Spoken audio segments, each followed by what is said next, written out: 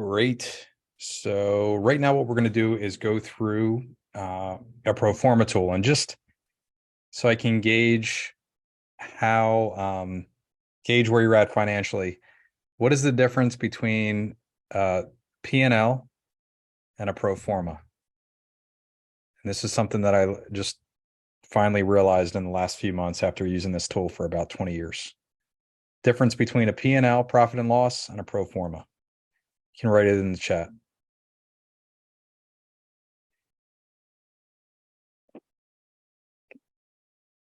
Harry nailed it. Awesome, Harry. So that's exactly right. P&L is looking back, pro forma is looking forward.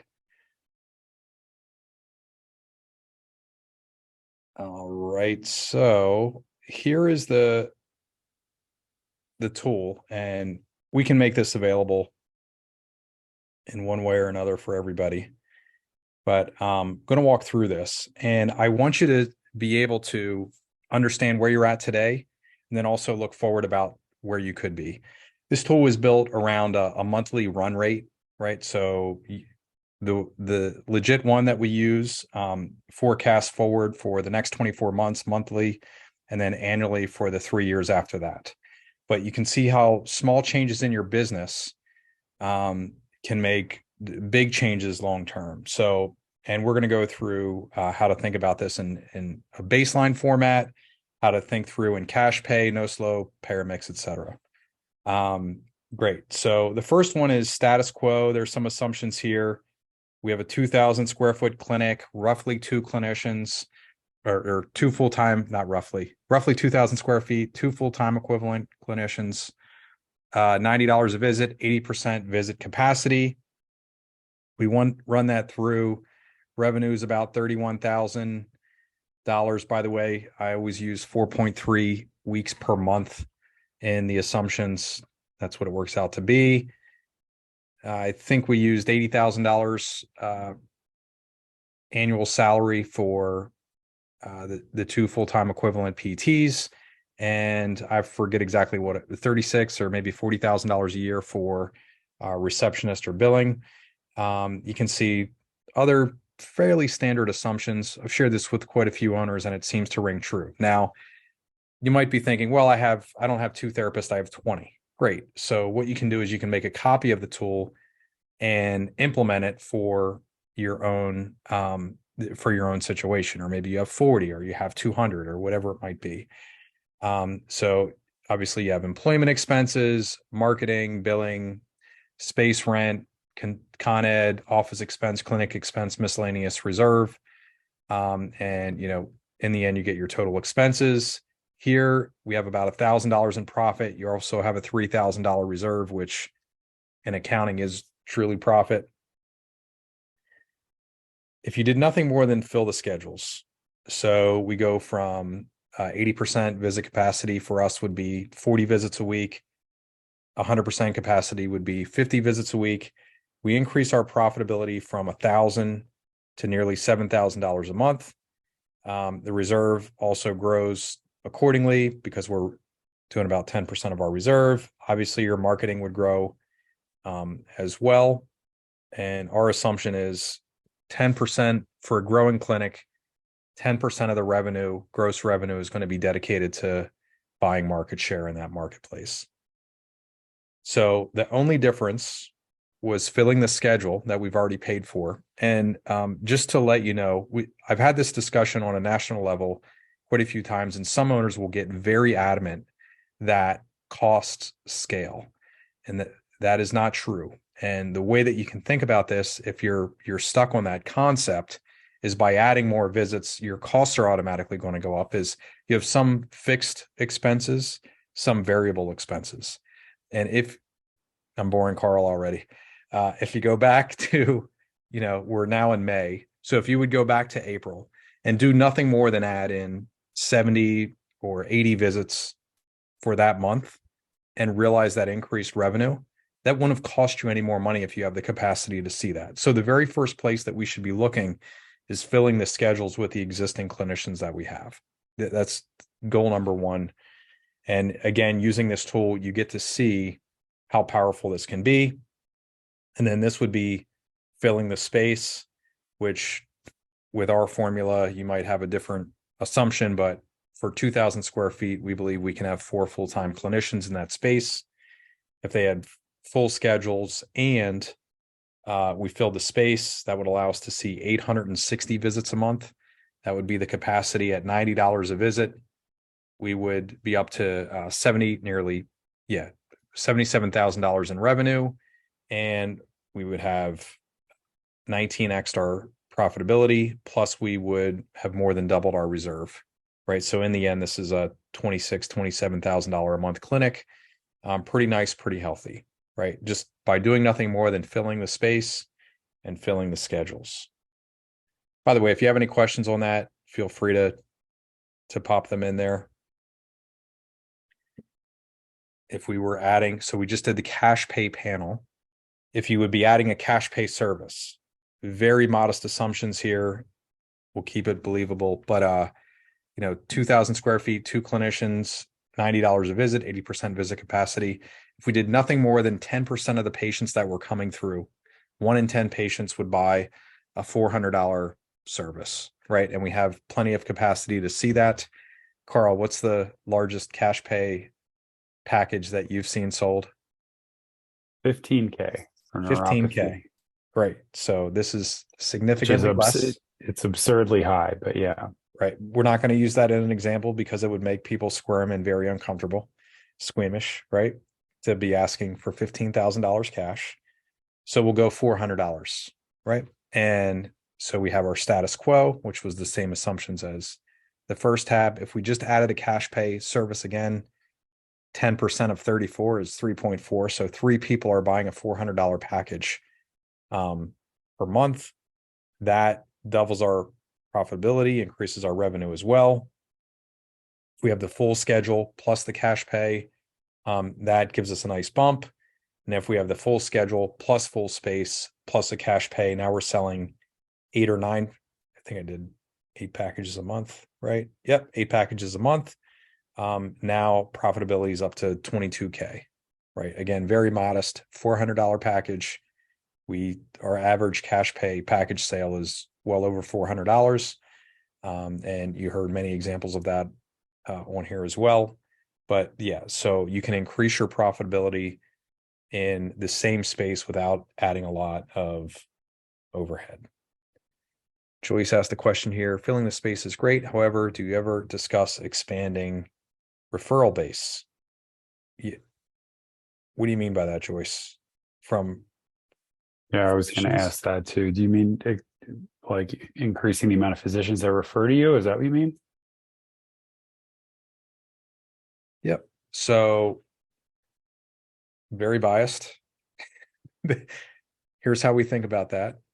So when we started with Breakthrough 10 years ago, and we're talking with owners 11 years ago now, many owners were losing referral sources to hospital systems, or physicians were just opening up their own PT, typically saying, that there's a lot of money in PT and we want to have our own service. So there was a huge movement in 2013, 2014. In fact, if you go to that Journal of General Internal Medicine study, you can see that was published in January of 2018. There was a 53.6% decrease, off the top of my head, of physician referrals to PT. So we saw that. We were very wide back in 2008. We had over 200 referral sources in any given year. Very wide. No physician was referring us more than 2% of all of our new patients.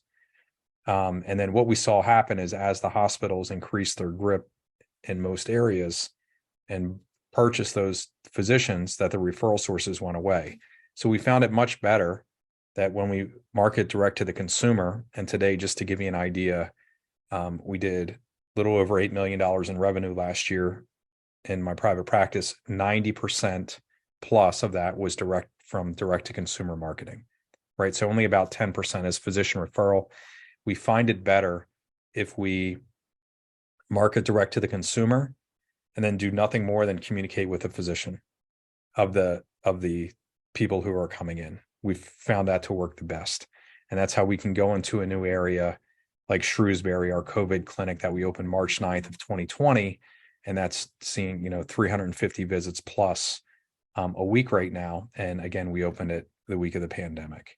So we went in direct to consumer first. And then once those people are coming in with the cold traffic marketing, then we're talking with the physicians that their patients are coming directly to us anyhow.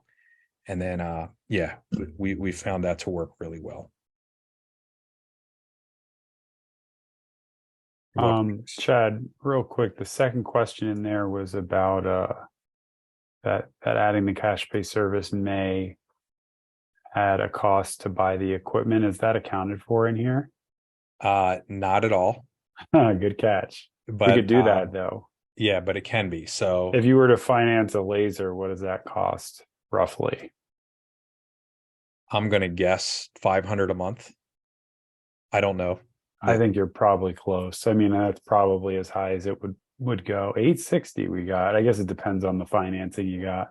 Let's go 860 then. So that would be all of this. Oh, so it does calculate out. Oh, yeah. So this is 1360. Sorry. Yeah. Whoever put this together had it together. So I'm really glad, Lisa, you asked that question, because it shows kind of the point of this exercise is that, our team, when we get on calls with you, this is what we always come back to, is because we want to prove things out. So if we're going to look at where you are today and where we might want to go, we want to put a realistic preview in front. And so if you're going to evaluate any financial decision, this is the tool you should use. And it can be pretty eye-opening. And you can see here, you're able to pay it off. It's still working out, right? Yeah.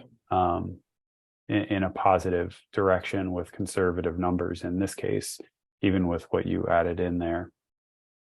Yep. I can go across the board here too.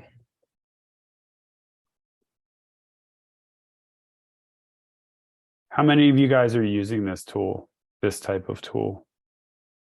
Or how many is it new for? I'm just curious.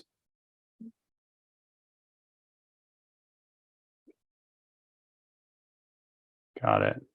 Cool. Appreciate you guys for sharing. Yeah. So here's along those lines. We teach this to all of our directors that are opening new offices, and it's eerie how accurate they are with not knowing all of the expenses. Having never been a clinical director before, we take them through a training of income and expenses, and we lay that out for 12 months, 24 months, and it's again eerily accurate about how close that they can get. But what it does when you go through and you use this consistently is it helps you plan forward that anytime you're investing in 5 areas, by the way, if you're taking notes, you want to write this one down. And it's what Carl was alluding to. So number 1 is investing in space. So you're expanding a clinic or adding a new clinic. Number 2 is personnel. Number 3 is equipment. Number 4 is market share. And number 5 is best practices. So information to run your business better. Anytime you're investing in those 5 areas, you should be able to put it into numbers and have a very objective decision, be very scientific about it. So you can see, again, like Carl was mentioning, even if you add in that $860 a month payment, that things are going to work out, right? As long as you execute and implement on the plan. The 5 areas are space, whether you're expanding an existing space or opening a new clinic, an additional clinic. Personnel, hiring additional people, like adding a second or third or fourth therapist.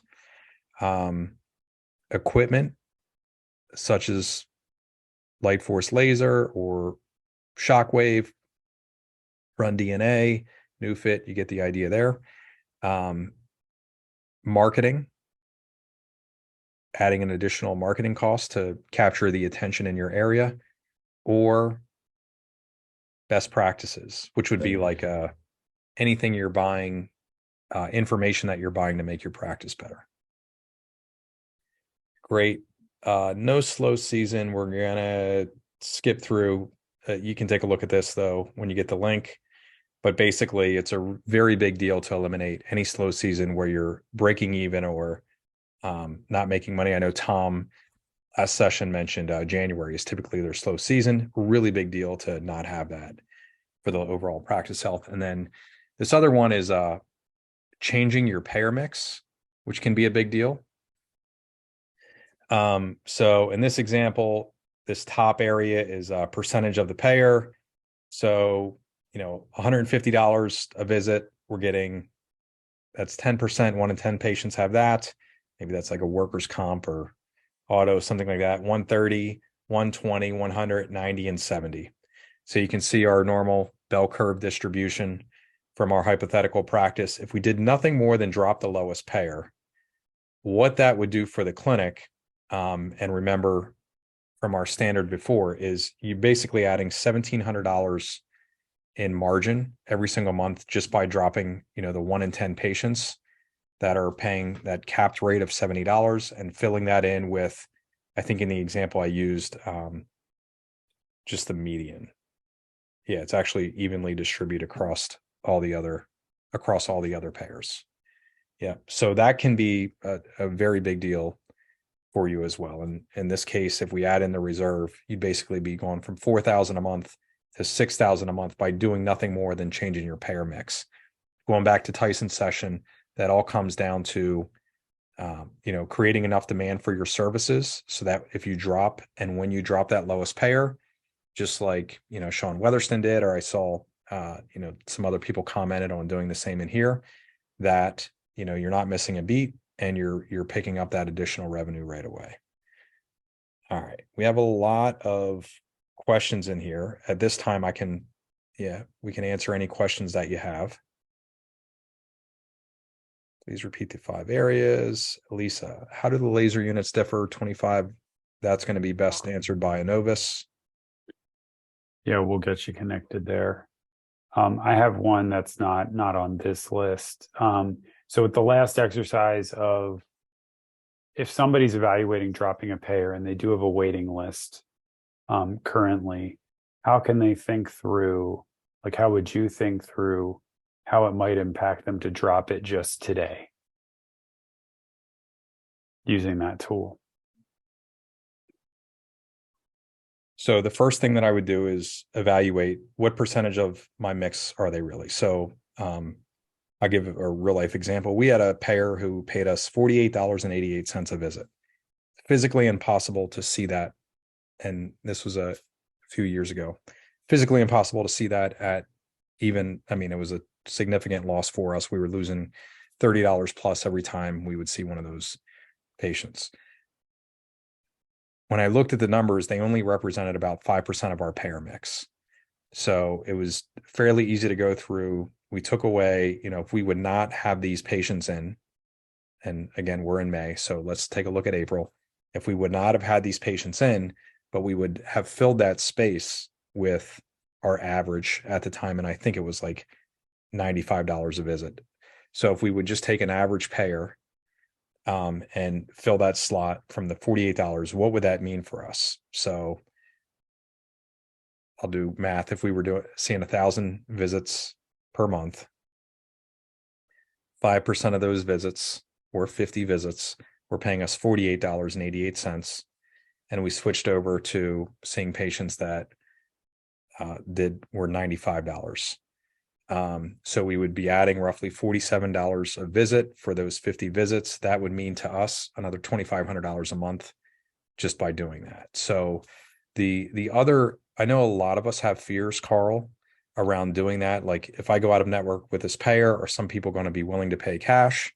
What is going to happen? Am I going to upset a referral source and I'm not going to get those referrals anymore? Are we going to crash our business? What is going to happen? Again, Ben Wobker did an amazing job talking through that. Sean has done the same thing as well on the podcast, talking through how to work through those fears. There's a pretty good chance a significantly higher percentage of people are going to be willing to pay cash than what most of us think. Most of us assume that it's going to be 0% or people only want to come to see us if we accept their insurance. However, they're going to a dentist who doesn't accept their insurance. They're doing other things medically or for their health that don't have health insurance coverage, and they have to pay out of their HSA or pay out of pocket anyhow. So like that is much easier to do today, be out of network, than it was 20 or 30 years ago when most of us started.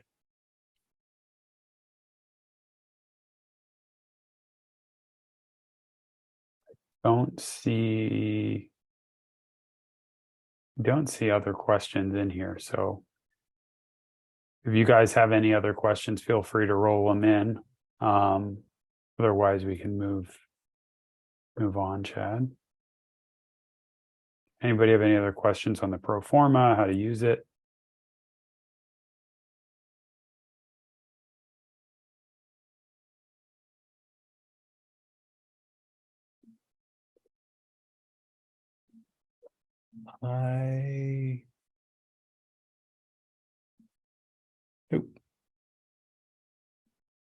So I have the wrong deck to go back to. I got it. Just Great. give me one minute. Yeah, just wanted to give everybody an update as well. So I checked with the team here about an hour ago. We did have, I believe, 27 applications come through already for the profit under pressure. So thank you for that. The team will be working through for those 10 spots as well. We can post the link again for that application. Yeah, thank you guys for all being on here. I know that a lot of you have been here from the beginning, and I know that many have been in and out. So we're just going to really quickly revisit the program that we're launching to try to help the market with. So Chad, I'll just quickly share my screen. You can let me know if it's working. Are you guys able to see? Yep. And we can go through it quickly here. Yep. So we put together a 13-week masterclass, and in the end, you're going to go through individual pro forma. You're going to have a custom plan for your practice to improve your profitability, implementing many of the techniques and strategies and tactics that we talked about today, from adding a cash pay service or systematically improving your payer mix, or just simply maximizing the space and personnel that you're already paying for. Yep, and the way it works is starts with that custom plan, which involves the pro forma that you guys just saw, and then rolls through these different trainings with online video and step-by-step instruction. We do group calls with Chad, sometimes myself, and you'll get access with the team and lots of templates and things to help you figure it all out. Since you're on here, you've heard Sean's story, you've heard Tony's story, you've also heard Jen's story. I think Sean and Tony are actually both on the call. Still, I think so. Yeah. Well, thank you guys for both presenting. You guys are rock stars.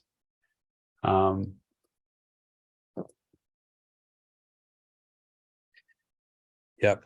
Again, this is for, Andrew, I'm not sure if you can unmute Sean or Tony. They can talk about their experience, but yeah, who this is for, not for.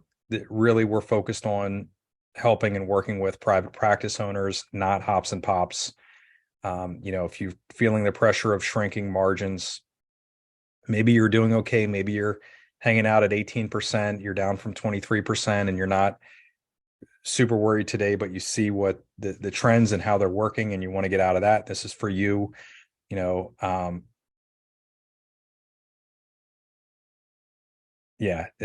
That you're committed, that you can be engaged, and that you really want to focus on growing your practice as you're moving forward here, and not cutting. Yep.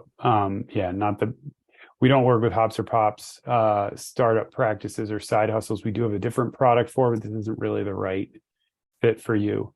And yeah, we don't need to go through all of it. And sorry, I'm clicking for Chad, so it's kind of, you're going to see a lot of awkward misses here. I got this one.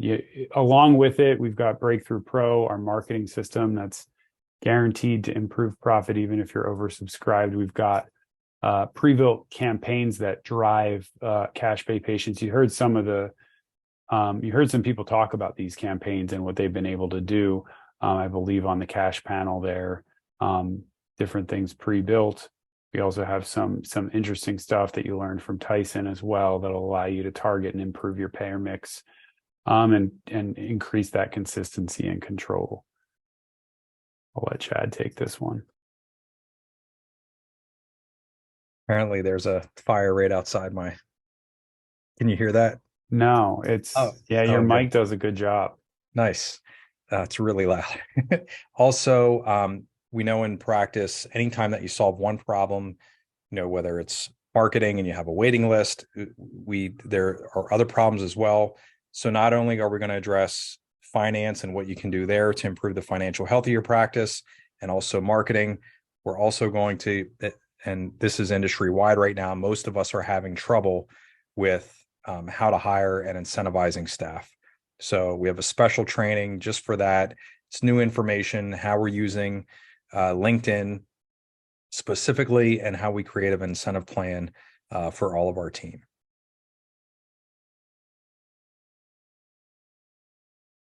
Yep. So you're going to get the course with all the implementation calls and everything else. The Breakthrough Pro software, the same system that I use to market to my past patient list and also cold traffic.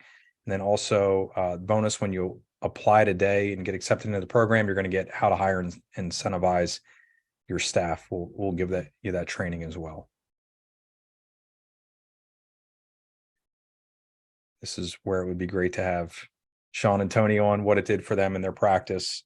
You heard from we can get them on. Yeah. I don't know how long it'll take Andrea. Andrea said she could do that. Sean, Look how fast that was. Nice.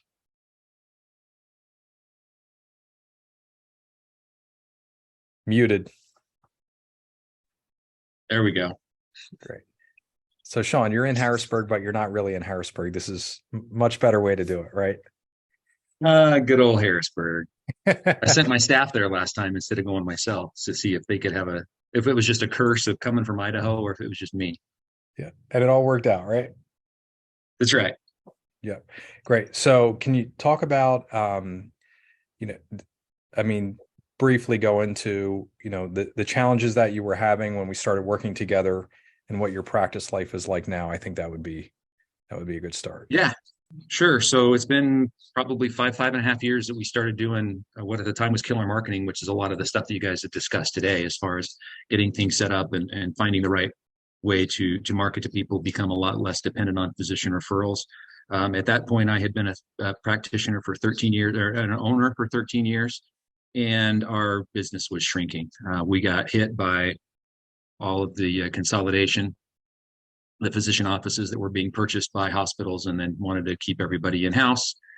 And we were behind the curve, and what we had been trying wasn't working. And so kind of out of desperation, we signed up with Breakthrough, and 5 years later, we've doubled our income and patient load since then. Still looking to hire new PTs. That's kind of the biggest limiting factor right now, is just to get good staff in here, because everything that you guys are touting and pushing and promoting right now has absolutely worked for me in my clinics. Thanks, Sean. What has that meant for your basketball reffing career?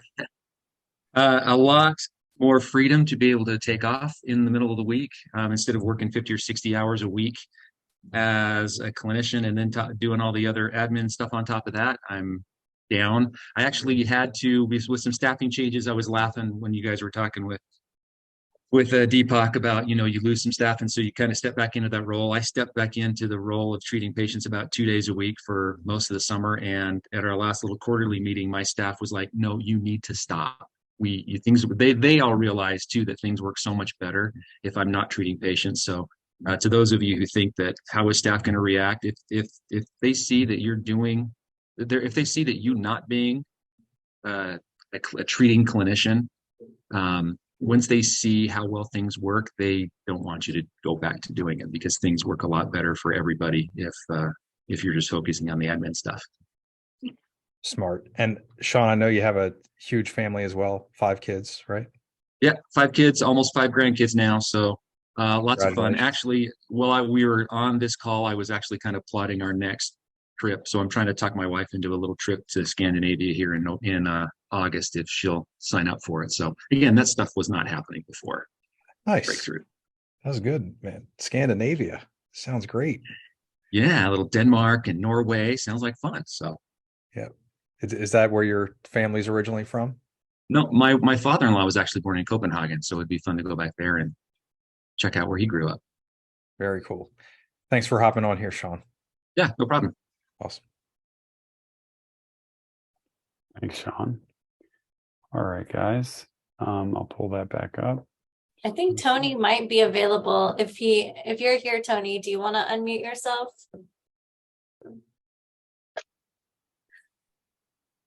Yeah, I can. I was driving, so that's why I had me on stop the video. So are you in a Cybertruck? It looks like you took delivery on the first Cybertruck in the US. Is that real? Oh yeah, exactly. Exactly. That's great. But no, I agree. It's been a big difference. Being part of Breakthrough and just getting to that point of being able to work more on the business versus in the business, and agree with everything Sean said that once your team sees that everything can run well without you, a lot of times they like it when you're not in there treating patients. So that was like a self-limiting belief initially, and kind of overcame that. And I'll go in and treat occasionally or help out when needed and doing diagnostic tests now. But being able to work on some of these higher level things like insurance contracts and just other things that we're working on makes a big difference in the big scheme of things.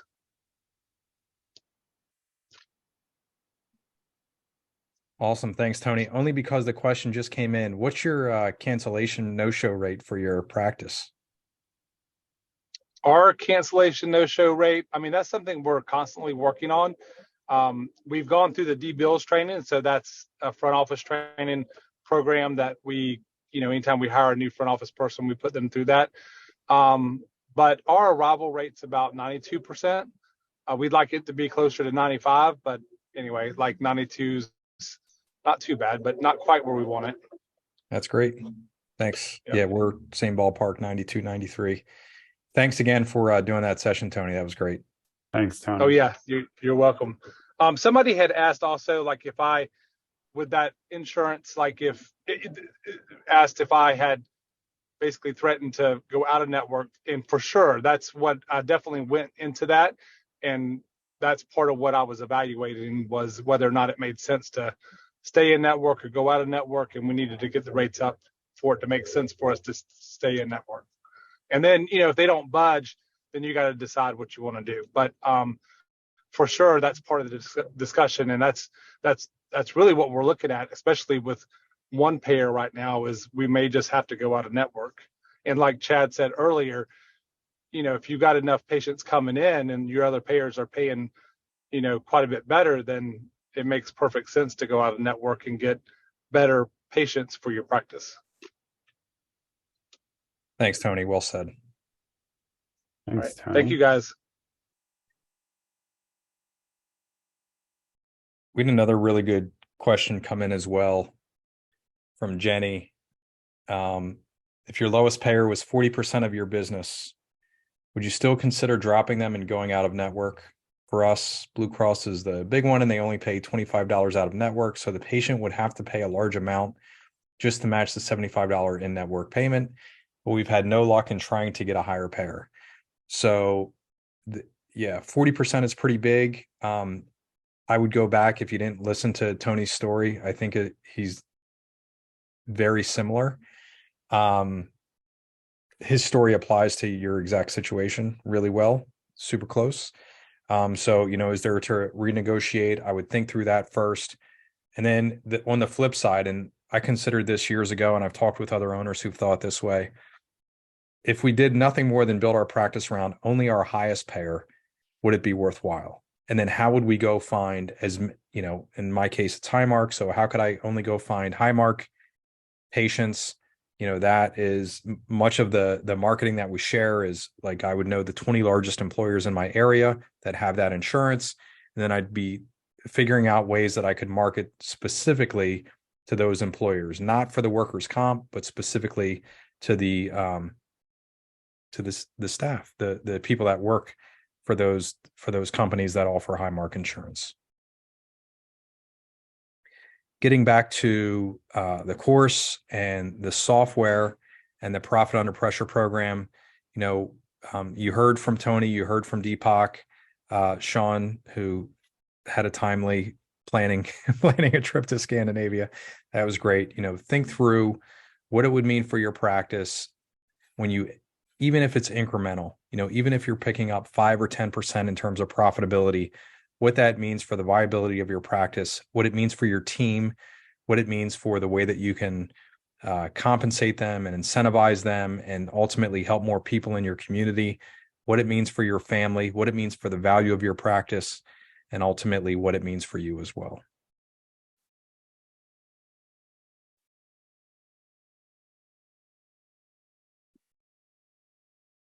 And again, the frog in the boiling pot of water. I did hear that while I've never put a frog in a pot of water to see if this actually works, most frogs are smart enough to jump fairly quickly. So they have a very good thermal sense. I wish it was the same for practice owners as well. And the team did not ask me to share this story, but I'm going to do it anyhow.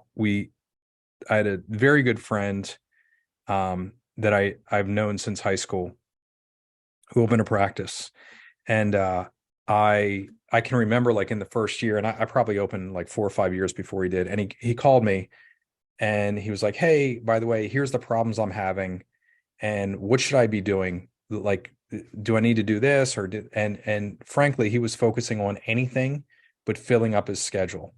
And I remember asking, and I said, "Listen, where are you at? How many visits did you see last week?" And he was like, I think the number was 17 or 18. And I said, "I have no idea how you're keeping your doors open." And he was like, "Yeah, but I need to do these other things that were around like a huge compliance initiative." He only had one employee. Or this employment initiative, all these other things that had nothing to do with him filling his schedule. And we talked off and on, and he closed his practice within a year, did not make it. At the same time, I've heard this story numerous times of people that have been in practice for 30 years or more. And, when you're feeling the pressure, you don't have to be alone. Again, I can remember 15, 20 years ago, trying to talk with other owners and trying to share. We didn't have a setting like this. We didn't have Zoom or any of this other, magical technology of where we can all be together for a period of time and share information. And many of us felt like we were on an island, right? And that it was very competitive and nobody would share best practices or, an owner like Tony sharing that he had 92% attendance arrival rate. We would never do that before. But I will tell you that if you have pressure, there's a lot of help for you. We are here at Breakthrough the reason that we exist is specifically to help practice owners like you overcome the challenge, keep your doors open, and ultimately help more people solve their health challenges naturally without unnecessary medications, injections, and surgery. You do not have to do this alone on an island, all by yourself, figure everything out on your own. That's not how this works anymore.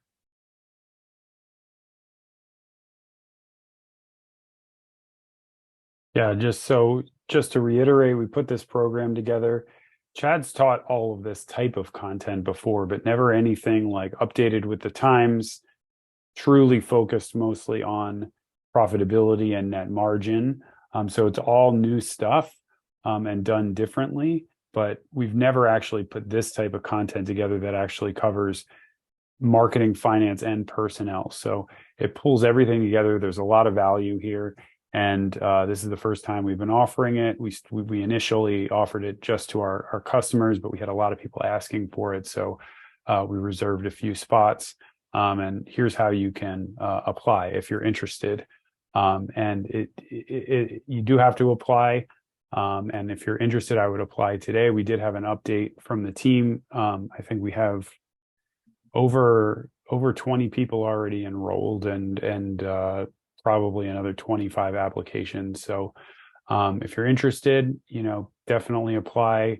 Here's how that works.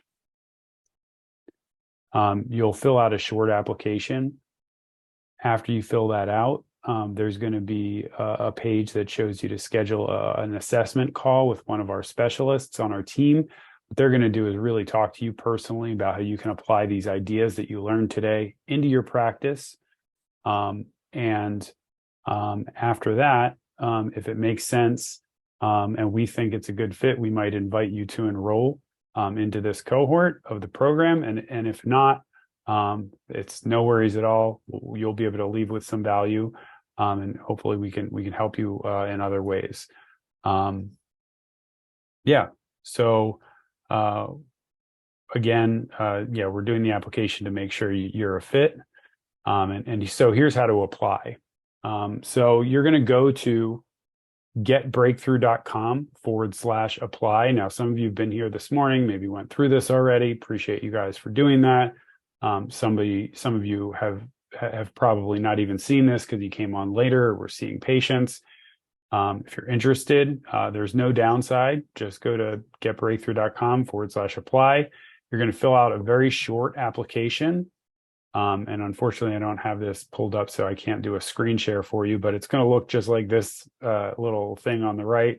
Very simple. It'll only take you 2 minutes. So if you're interested, you should do it right now. And then there's going to be another page that asks you to schedule your assessment. There will be different times. Choose the one that works for you. My only ask is that, once you schedule, please keep your appointment or just let us know. We know you don't like it when patients, no show on you. It's the same for us. We're employing people to do this out of goodwill to kind of just help you with looking at your profitability. So just let us know. That's all. So go to getbreakthrough.com/apply. If you're having any challenges, definitely just let our team know or ping us in the chat here. And that is pretty much it. Did any more questions come in? Any questions about the program? Lisa had a technical thing said the calendar doesn't open properly on mobile once applying. So I think somebody from our team can reach out to her. Do we have Morgan on the call right now? Yes. He is. I can't really tell. Yeah. Maybe, thank you, George. Maybe Lisa, you should look for a message from Morgan. He'll help you get scheduled. Also, thanks, email Morgan directly. I'll put his email address here in the chat. It's just morgan@getbreakthrough.com. So if you have any issues with that form, feel free to reach out to him directly. Great. Any other questions? There was a quick one. Harry, I saw you asked a question about cancellation no-show fees. I believe you're in the inside circle. I would post that question in there. I don't think there are a lot of owners that are charging cancellation and no-show fees, but there are owners that are doing that within the inside circle that I know. You can get an answer there. Any other questions on the course or when we're going to start or anything like that? Oh, Morgan is in the chat. I would love to hear. I think we would love to hear from you. What was the most helpful thing that you learned today during your time here? And if you want to get really brave, what are you committed to doing before the next breakthrough summit or breakthrough event? Yeah, great question. What was the most impactful takeaway, and what are you going to apply?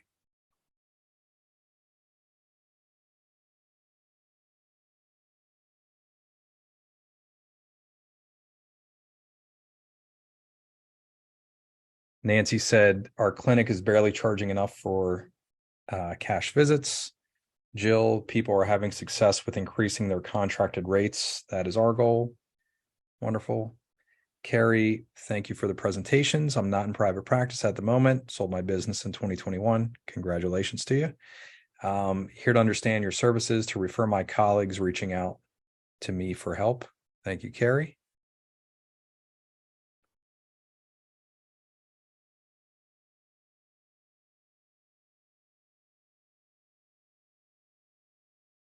What else?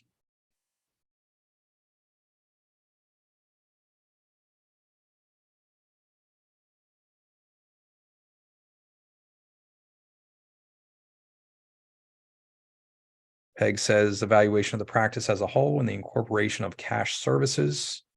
Great, Lisa. Excited to hear insurance negotiations can be successful. Yeah, that was a great session with Tony.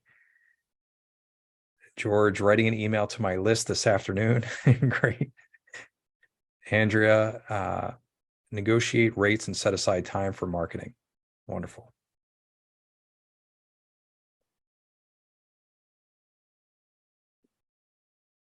If we're just one other different question. So for those of you still on, when we do another event like this, is there any particular topics that you would like us to dive into more deeply? Anything that we didn't talk about today that you'd be like, man, I wish I could hear from an expert on that subject, or you did hear a little bit about, but you would like us to go deeper? Email marketing and negotiating rates. Thank you.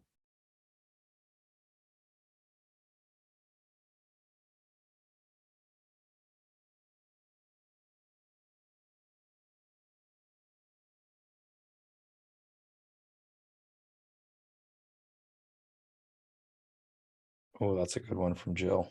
Addressing staff buy-in to changes and their role in sales. Great one. Yeah, we should do that. I'll have Logar come on. Christian said, I got a lot of the controlling losses seminar, already reached out to Anthem while in the negotiating seminar. HIPAA compliance and email marketing. Peg seconds, teaching staff to sell cash services. Great.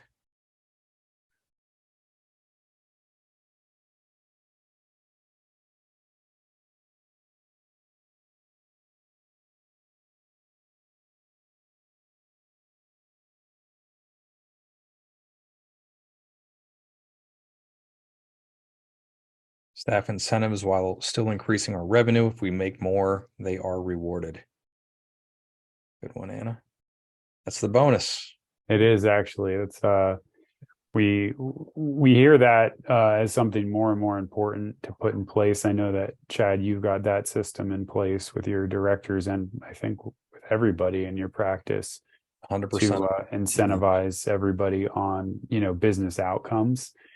And so I think it's a good way to allow people to earn what they want to while making it work for the business, right? People were really interested in that when I was doing a lot of research. So that's why we included it as a bonus in the training.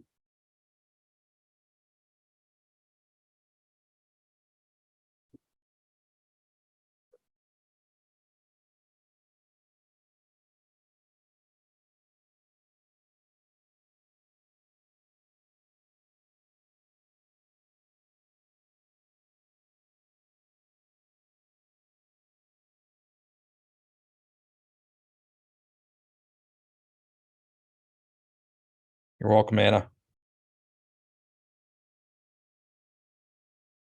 As an aside, for all of you that are still here, being a practice owner isn't the easiest thing in the world right now in the market today. Thank you so much for putting the work in, for doing what you do, for fighting the good fight. It will get better as well. And yeah, again, lots of love and respect for everything that you're doing right now in each one of your communities. Thank you, guys. I think we're good. See you next time. Thank you, Chad. Thank you, Carl. And thank you so much, everyone, for sticking with us throughout the day, attending and participating. We really appreciate it and look forward to seeing you at the next summit.